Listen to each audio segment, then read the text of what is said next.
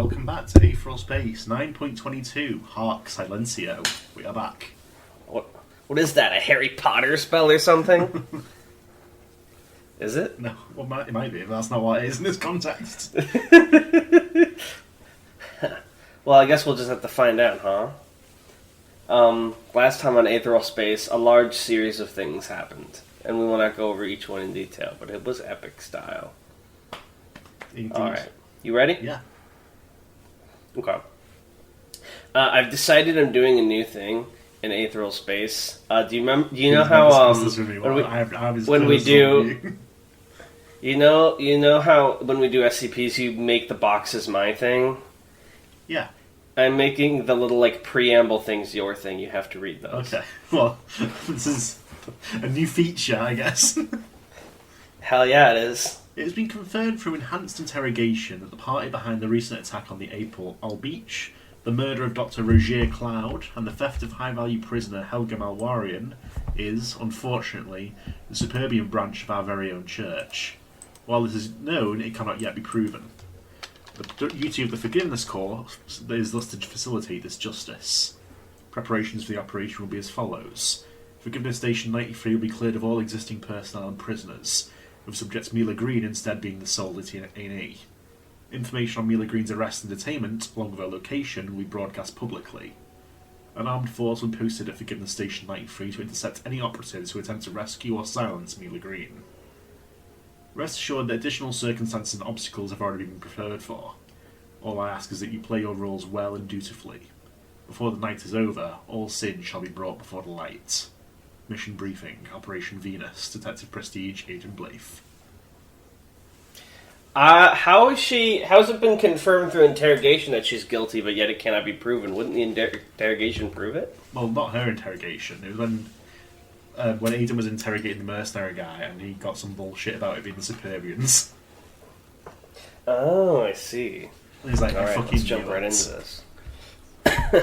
Of course. I'm so good at interrogation, he told me instantly when I tortured him. I'm a Detective Prestige, and soon they'll make me a Knight of Reason for this. This guy doesn't know anything about the Files Church. I understand that the Knight of Reason was sort of like Superbian, but also, I already imagined Aiden with the fedora, so it feels like he should be a Knight of Reason. I'm just saying. Okay. Skipper smirked ruefully as he looked down at the message from Dragon. Kids these days, really. Although, Skipper honestly couldn't have said he'd have done anything different. This didn't exactly slot in perfectly with his own plans, but it was within the realm of adjustment.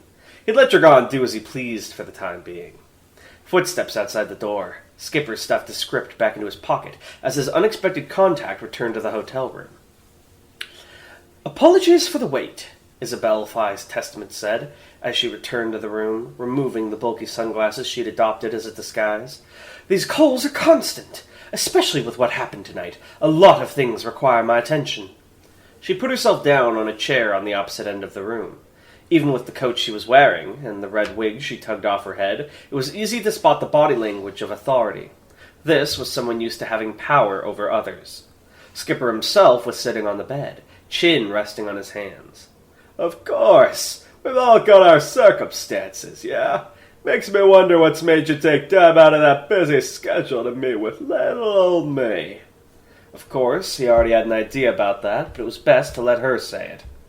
Isabel took a deep breath, closing her eyes as she regained her composure. "I believe you were recently aboard the Aetheral Beach when it was attacked by that rogue operative from the Quiet Choir, I mean." Skipper cracked his neck. "That's right. What's it to ya?" "I've had a chance to review the security footage from that incident. It wasn't easy to obtain." Isabel opened her eyes. "But from what I observed, it seems that you were the primary target of that attack." "Gosh!" Skipper raised his eyebrows. "That's so?" Isabel nodded, hands on her lap. "It is." "Again, though, what's it to ya?" Isabel rose from her chair and marched over to the massive windows, where she slowly and deliberately pulled the curtains shut. Skipper watched disinterestedly as she moved. No doubt the silent treatment was part of some intimidation display. It might have worked, too, if Isabel didn't need to stand on the tips of her toes to reach the top of the curtains. "You don't know who might be watching. Isabel said as she completed her labor, stepping back from the curtains. "How much do you know about the current state of the Superbian sect?" Skipper reached over to the bedside table, pouring himself a glass of whiskey. "Can't be too great if they're sending assassins after upstanding citizens like myself." Isabel visibly restrained herself from rolling her eyes. "The organization has effectively become an engine to feed the ego of the current Apex Bishop. Any reason that goes against his own is rejected as a matter of course. He takes no counsel and believes his own wisdom to be supreme." Sounds familiar. Skipper thought back to the man who was like God.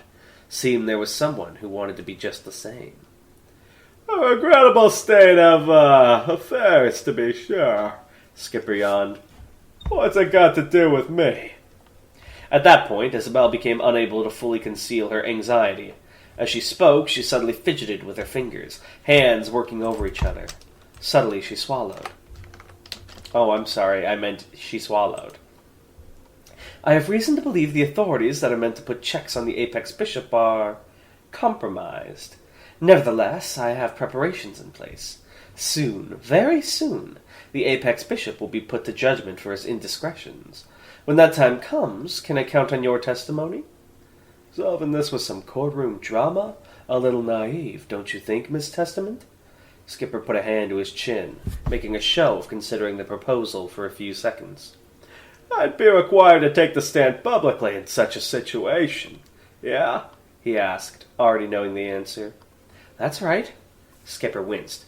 "This guy's the Apex Bishop, right? He's gonna have people in his pocket. How do I know I'm gonna be safe?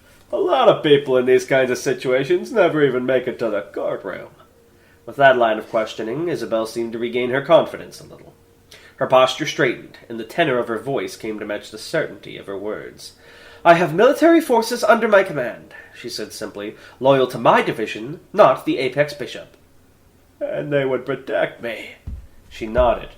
"At my command, yes. Any attack upon you would be dealt with quickly." He clicked his tongue. "Can I have some time to think about this offer? This is kind of a big deal, yeah?" "Of course," said Isabel. "I understand that it's a lot to take in. You have my contact information, so when you've come to a decision, please don't hesitate to get in touch." As Isabel bid him farewell and took her leave, Skipper had ample time to think.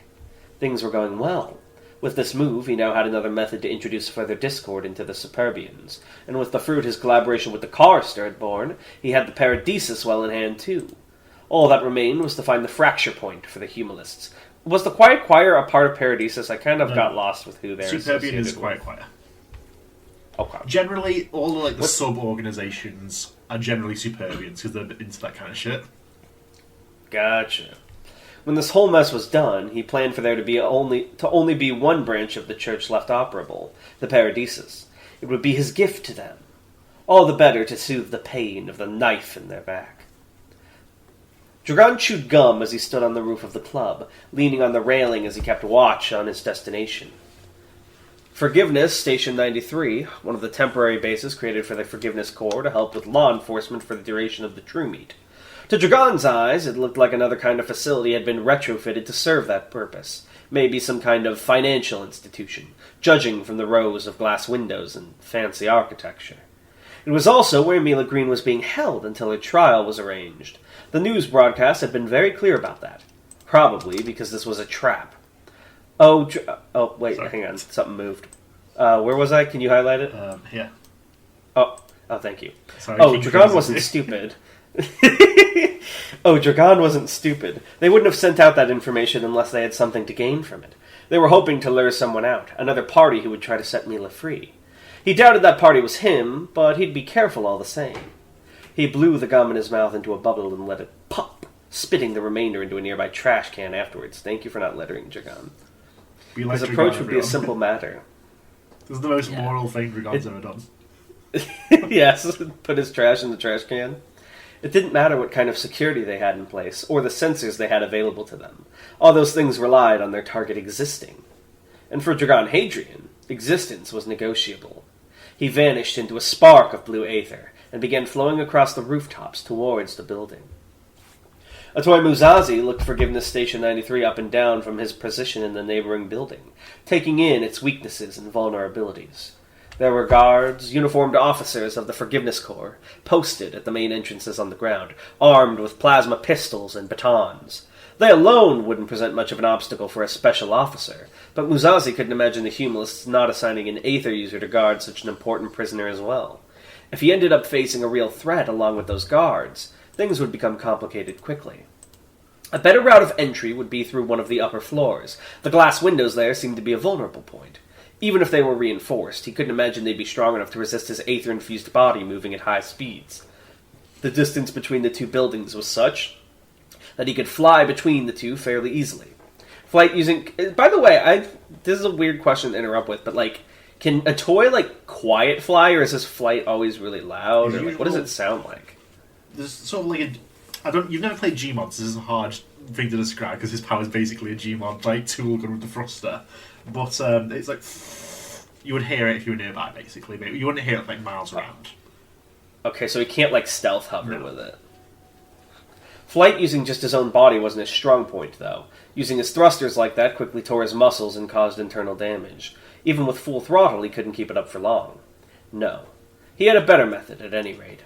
This office building was yet to be occupied, dark, the only illumination being the white aether broiling around Muzazi's hand like a torch. It seemed, however, that the furniture had already been brought in. Muzazi cleared the equipment off of one desk, dragged it over to the window, and perched atop it, keeping firm hold with both hands. Now this would do nicely. A thruster like a rocket jet burst out from the back of the desk, cracking the wood, and Muzazi flew. Aiden Blythe paced back and forth, hands clasped behind his back. He could feel sweat crawling down his neck, but he made no move to clear it. A detective prestige couldn't be seen showing weaknesses at a time like this. The Forgiveness Station had been cleared out of all occupants save himself, his men, and the bait. Holographic screens hovering over the desk gave him views from security cameras, the courtyard outside, the hallways throughout the building, and, of course, the cells. All were empty save for the last, where Mila Green sat, hands bound as she looked down at the ground. How the mighty had fallen. Back in the old days, Aiden had always gotten the feeling that Green was looking down on him, sneering at him when he wasn't looking. Because he was a kid, because he was clumsy, because he was a coward. Well, who was being looked down on now? From where Aiden was standing, Green seemed pretty damn small. The door opened, Aiden nearly jumped out of his skin, and one of his subordinates poked his head in. Gresham, an older man with brown hair and serrated sideburns. He was another detective prestige, but he had been placed under Aiden's authority for this assignment. No doubt he resented that, but he was wise enough not to voice that resentment. I forgot what his voice... It was so, right? So, yeah. So, but maybe a little bit more nervous, but trying not to be nervous, basically. Anything? Aiden asked, hunched over his desk, throat dry. Gresham shook his head. No trace of any infiltration. Even so, though, if we're expecting Aether users, it might be worth requesting reinforcements. No! Aiden cried hurriedly, standing upright in an instant. No, that won't be necessary. That would be utterly unacceptable. Gertrude Harth, the Apex Bishop, had placed trust in him for this mission. These were the resources he'd been given. If he arrogantly requested more, he'd be as good as saying her judgment was awry. Who could say what would happen then? I can't tell if she's that petty or if Aiden's overthinking. Aiden overthinks a lot. So true, just like me for real. Suddenly, before Aiden could say another word to cover that embarrassing outburst, the script on the desk beeped. Aiden's heart nearly leapt out of his chest. That noise meant only one thing. The building had been breached. The Superbians had come. A glance at the screen confirmed his fears. Something had entered one of the upper floors, breaking through the windows there. He swiped his hands across the screen, transmitting the information to his underlings. Go! He shouted, and Gresham instantly moved, calling for officers to accompany him as he charged in the direction of the breach. Gresham was capable, to be sure, but Aiden still didn't trust his strength alone. A wise leader used all the resources available to them, and Gertrude had left him with one he simply couldn't ignore. He reached into his pocket and pulled it out, the talisman made from her fingernail, bound by a single strip of Neverwire. And shaking, he pulled out his pocket knife and snipped through the Neverwire seal. Immediately, he heard a single word in his head. Silencio. Something had happened.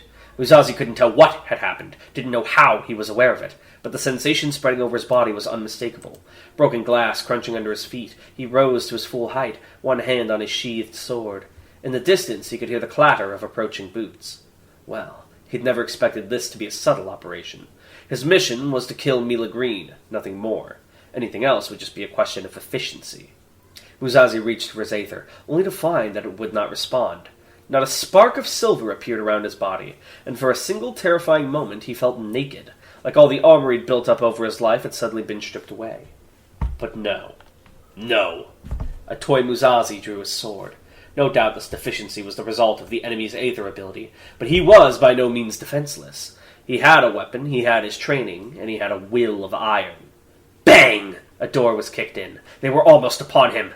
Uzazi tensed his body like a spring, crouching low to the ground as he drew his sword back. His eyes were fixed on the door before him, his ears absorbing the sound of those footfalls. The instant he heard those feet stop outside the door, he charged forward. Victory belonged to those who moved without hesitation. And Atoy Muzazi's hesitation had died on Panacea, too. Damn. One quick thing, feels weird to follow up on that moment with this, but I noticed you used defenseless with a C this chapter, but last chapter you used it with an S. So I just wanted to check that you knew which one you were using, so you weren't just like swapping the spelling infrequently. This fucking guy.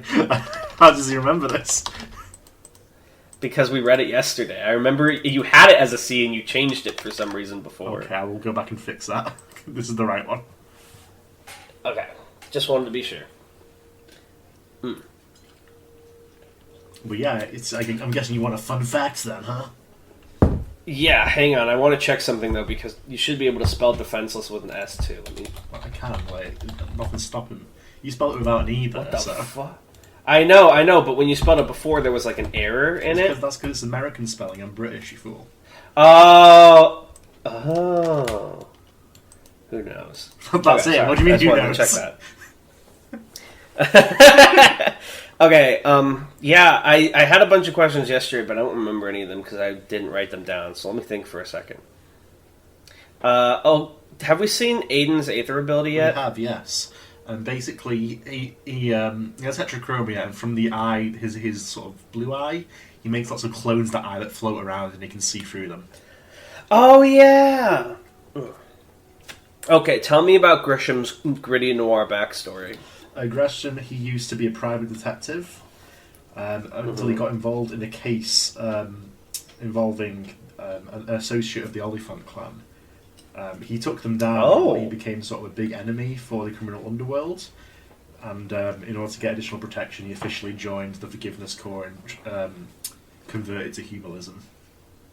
So he doesn't believe that strongly in it. But whenever I hear these stories that reference something else, I always wish that there were One Piece chapter covers, right? Where you see the elephants going, that little elephant arc, and Grisham shows up there for some reason, or fucking Lily gets visited by, I don't know, someone else, the prince. Yeah, exactly. I would fucking love those, or the prince doing some shit that he finds Samael's body and he's like, what's this? We can rebuild him. Yeah, cyborg Samael. That would be just so funny. Long arm. He's like, Adrian. They become best friends. Samael becomes a good guy, kind of. He's like, I love world peace. Oh man. But yeah, that'll be it for this episode. Thank you guys for listening, and we shall see you next time. Bye. Bye.